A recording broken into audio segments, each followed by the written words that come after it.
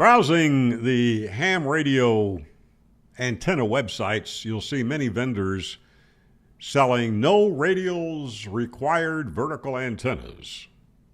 Do they work? Well, sure they work. Anything will work. How many guys have worked DX using a grocery cart they loaded up?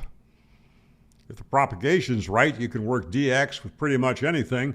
I've worked Europe from Florida using a wire with its highest point at the top of a screen door. Was that a good antenna? No, it was a terrible antenna, but it worked that night. So why does a vertical antenna need radials? Because without them, it's half of an antenna. The other half's missing. You want to pay $1,000 for a commercially made half of an antenna? Well, since it's only half of an antenna, I think you should only have to pay half. Now, two things about antennas. Any antenna. It has to be long enough for the band you are working. Number one. And number two, it has to be complete, not just half of an antenna. Would a half-wave dipole with only 1/4 wave section work? Yeah, it'll work, but it won't be a great antenna. Here's a 9-volt battery. What if it only had one terminal? You know, antennas are kind of like that. You got to have a plus and a minus, not just one, to be effective. See, this is why hams need to have some basic knowledge of how an antenna works. Without that, we are vulnerable to these snake oil antennas. Now, here's something else. That half of an antenna will find its other half one way or another.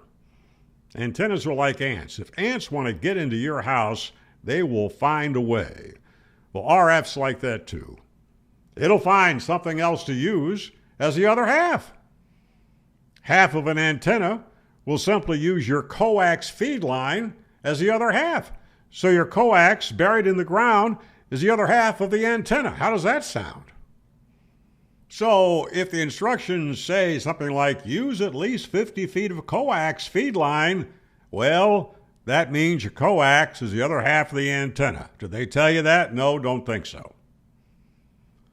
Now, there are exceptions to this, like an end-fed antenna. They use your feed line as the other part of the antenna. It's often called a counterpoise. What about these little verticals that attach directly to the back of a QRP transceiver? Well, it's using the case of the transceiver as the other half. That little stubby antenna on your HT is using the case of the HT as the other half. And since you're holding it, you too, it's using you as part of the other half. Well, you get the idea. If you always use a full-size antenna long enough for the bands you are using, it will work fine. No such thing as a miracle short antenna. Shortened antennas are inefficient, period. You could be putting 100 watts in and only transmitting 10 watts, or even less. You cannot change the laws of physics. A horizontal wire should be at least a half wave. A vertical should be at least a quarter wave, with as many radials as you can lay on the ground, at least a dozen. Now just follow those simple rules and you'll do fine. Even if you can only get a horizontal wire up 20 feet or so, you'll be surprised at how well it'll work if it's long enough. And how much will that cost you? I don't know, $12 or maybe nothing. One company is advertising a 16-foot, no radial vertical that works 160 to 6 meters.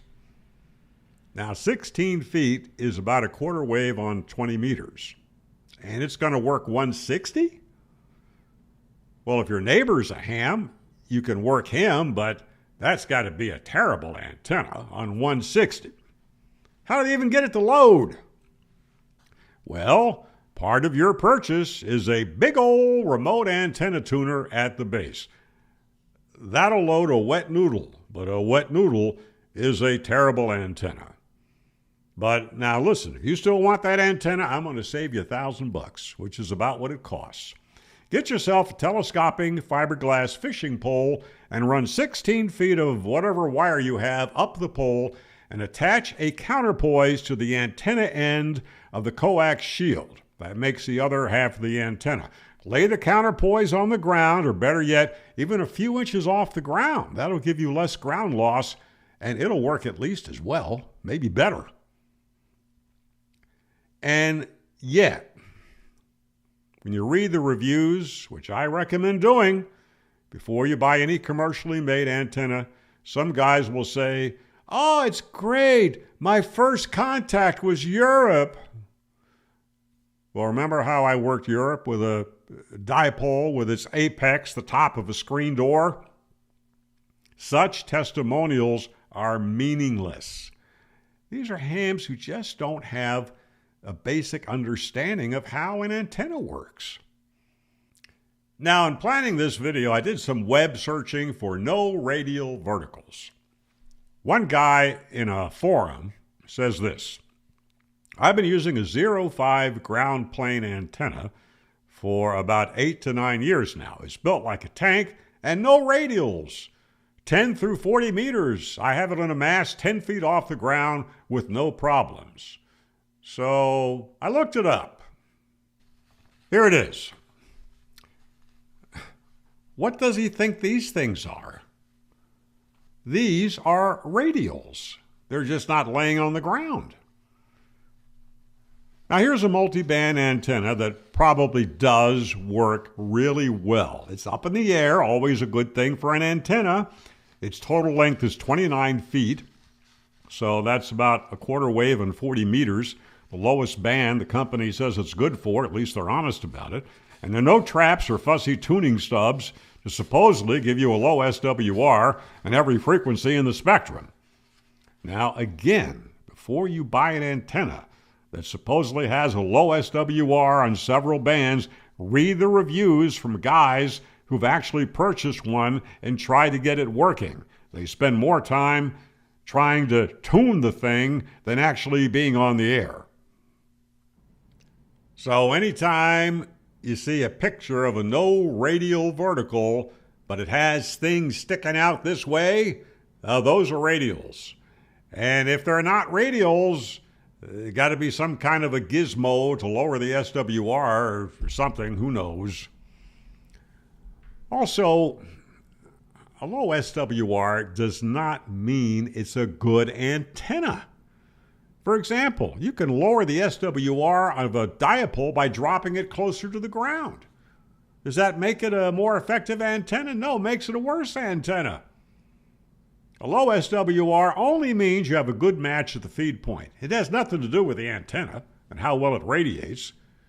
You know, some of these antenna companies could do things to bring the SWR down, even though it makes it a worse antenna. Not saying they do, but, you know, they could. I don't know. Now I'm going to show you another antenna. It has a great SWR. Got it right here. It's my dummy load. Great SWR. SWR of 1. Must be a great antenna. You know, I suspect that some of these commercially made antennas are in effect air-cooled dummy loads, just like that thing. Well, consider subscribing to this channel in 73.